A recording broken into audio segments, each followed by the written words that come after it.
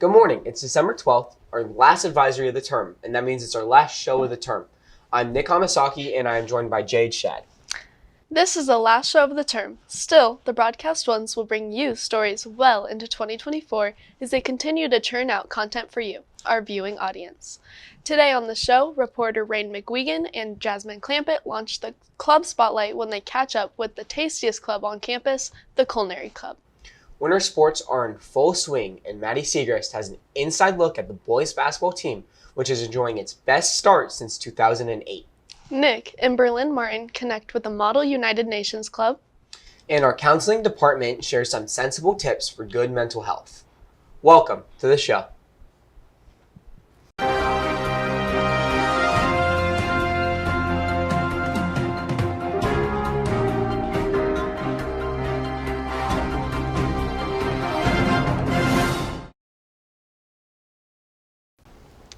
There is so much going on around campus right now, but perhaps one of the most important and fun is the annual canned food drive. Yeah, Jade, it kicked off yesterday, and cans are already flowing in for the cause. You can deposit cans in your class bin every day to help your class get into the running for a donut party.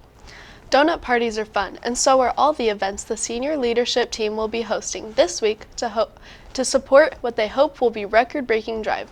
On Wednesday, there is going to be a school-wide Rochambeau tournament that will start in your first block class. Every student will have a chance to earn beaded necklaces and challenge anybody else with beads to a duel. Winner takes all. Students will battle during breaks or during teacher-approved time all the way up to lunch, where the contest will come to a head in the quad. The students with the most beads in the end will win a prize for themselves as well as 30 cans for their class total. On Thursday, the seniors will face off against the staff in a cornhole tournament. The staff already have 8 teams and are the favorites over the seniors, who still need a few teams.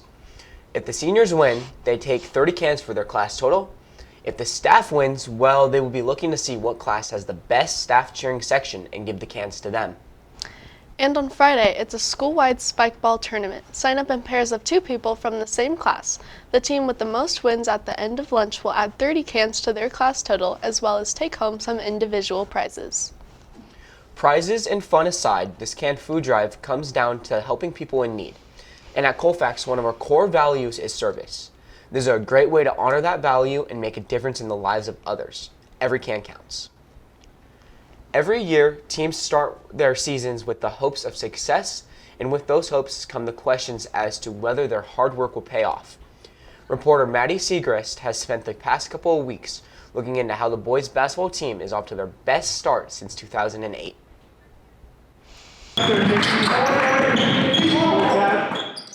The Colfax boys basketball team is back for the 2023-24 season and setting goals for a successful season. Mr. Ginty, varsity basketball coach and former professional player, is setting these goals. In particular, number one is just helping create a basketball culture at Colfax High School and in the greater community of Colfax. Number two is, helping our guys feel like being part of the basketball program has made them successful human beings once they graduate.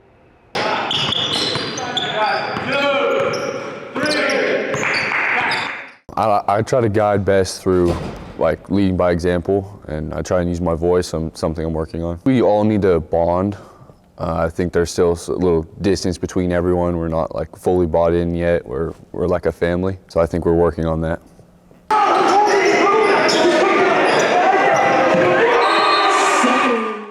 The boys have done many team bondings, like spending the night at Chico State and going up to Tahoe to really bring the team together as a family. Mr. Ginty uses his passion for basketball to get involved with the team and practices by setting a competitive level and giving young basketball players an opportunity he once had.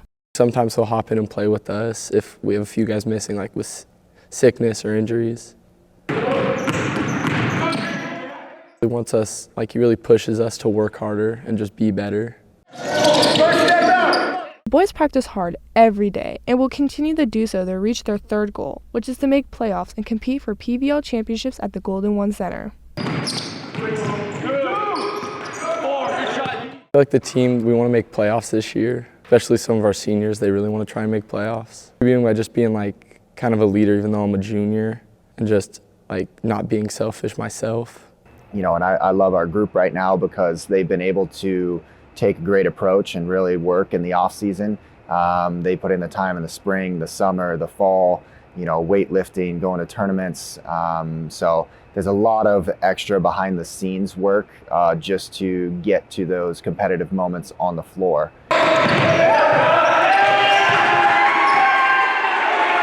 You know, I think the students should be really excited to see our guys represent Colfax High School well. And our guys are going to be a fun group to watch play.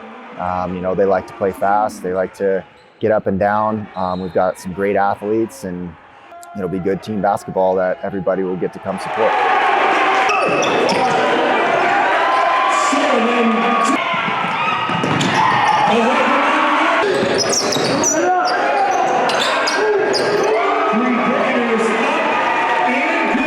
The hard work, team unity, and style of play is already bearing fruit for the Falcons, who won the Forest Hill tournament by beating Bear River on December 2nd, and then backed that up with a thrilling last-second win over Division III Nevada Union on December 5th.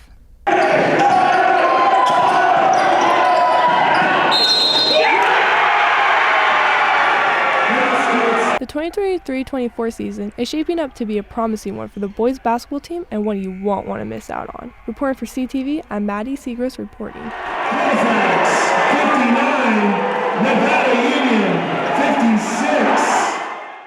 The boys made it to their second tournament final in as many tries this past Saturday before falling to Western Sierra Academy, which sets up an excellent revenge game at the Pucci Pavilion on December 22nd. The varsity tips off at 5:30, followed by the alumni game at 7 p.m. Our defending NorCal girls basketball team continues their winning ways as they ran their record to a perfect 7-0 when they won a tight championship game on Saturday against St. Vincent's of Vallejo in the Mount Tamalpais tournament. The girls have won both of their showcase tournaments and will head to Lincoln on Thursday for a tournament before making their home debut against Division II Vista del Lago on December 20th. Okay, that is a fun week of basketball leading into the break. Be sure to head to the Pucci Pavilion to catch all the action. The Model United Nations Club is coming off their first European tour last year and has big goals for the 2023-24 school year. Nick and camera op Berlin Martin caught up with the club to see what Model UN is all about. So get on your Chromebook right now. Colfax's own Model United Nations Club had a great start to their year at their first conference in UC Berkeley.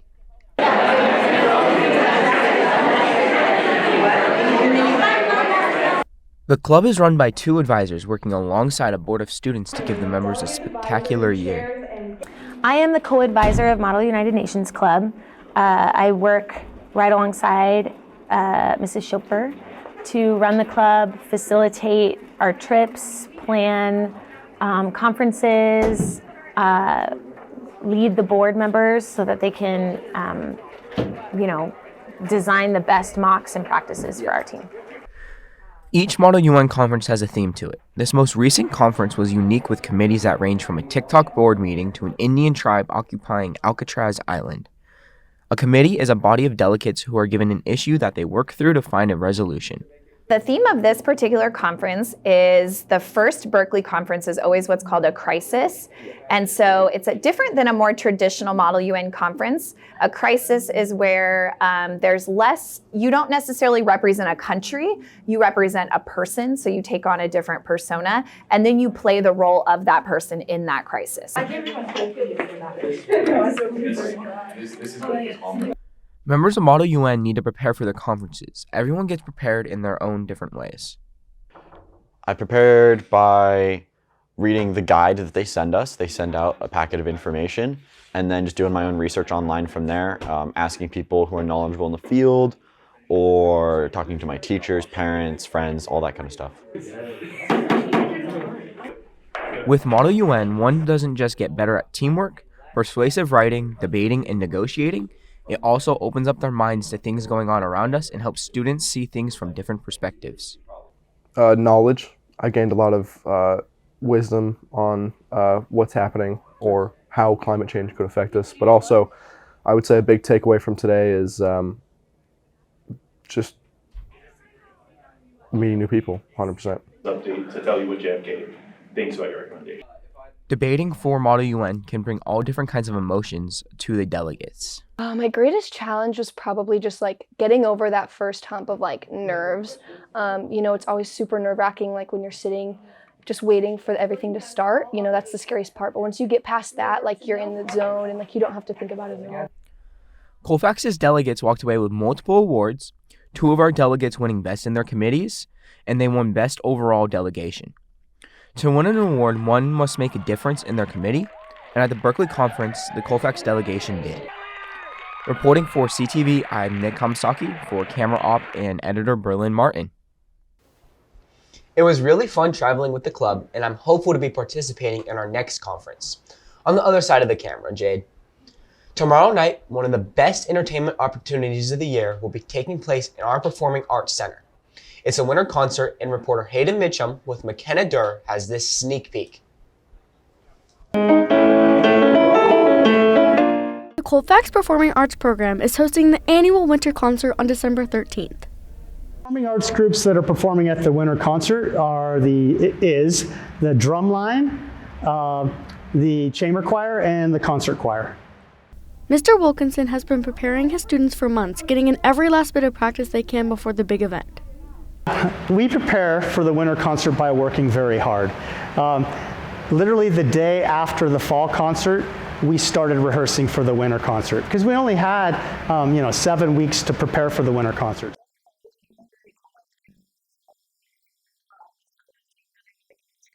Can you feel the beating of winter's heart? The choir has prepared a variety of pieces to perform. Their audience can expect to hear a mix of genres.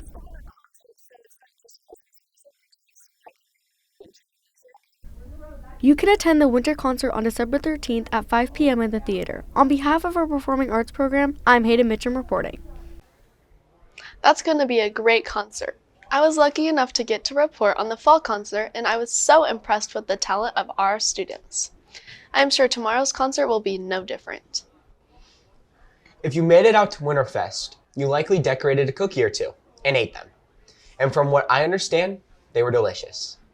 Those cookies were baked by our culinary club, just one of the many things this hands-on club does to stay relevant on our campus.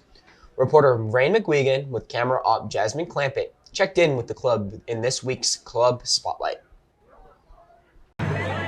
Colfax has so many clubs to join, but there isn't another club quite like culinary. The club president, Junior Livia Litchfield, makes an effort to make Culinary Club a fun and relaxing place to be.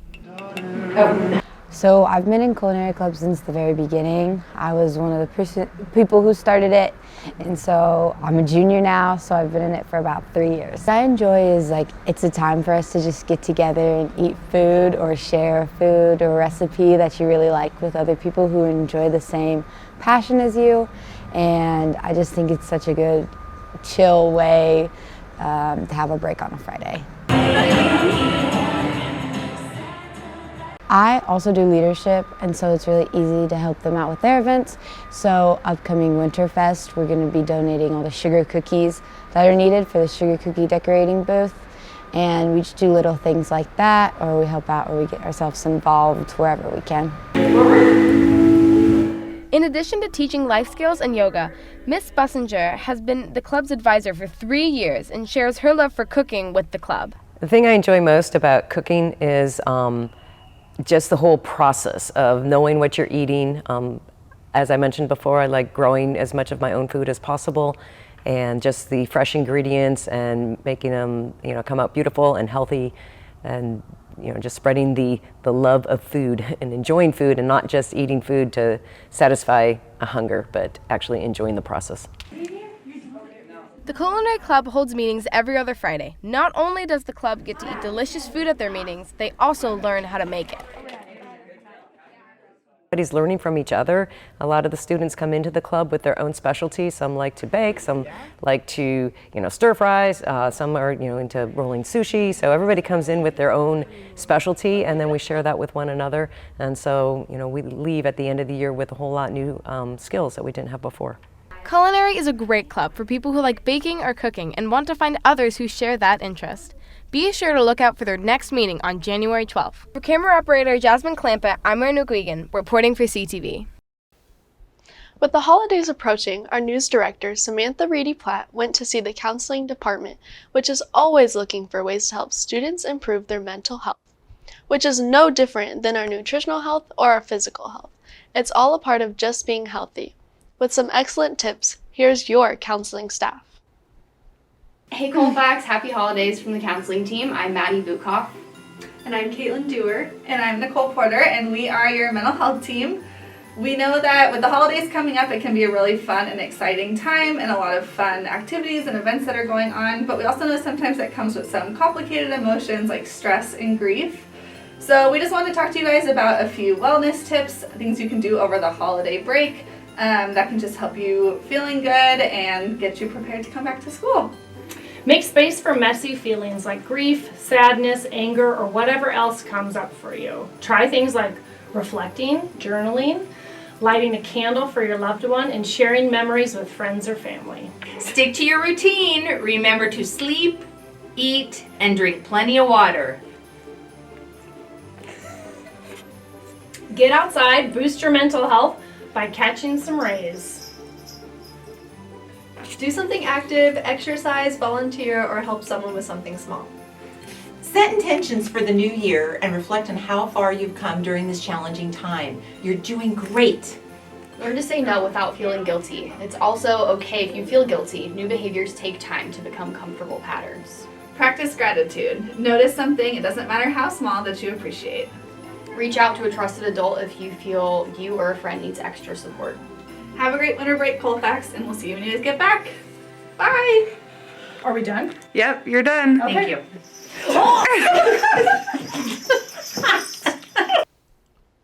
Well, that's all we have for you today, Colfax. We have several stories in production that will air just after we get back on January 9th.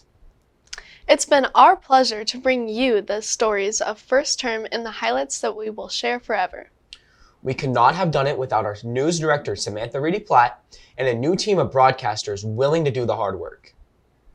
I hope we have introduced you to the future of CTV, and we look forward to our broadcasting 2s and 3s, keeping the show rolling into 2024. Until next year, I'm Nick Hamasaki with Jade, Schaad, and the entire Broadcasting One team, wishing you a Happy New Year.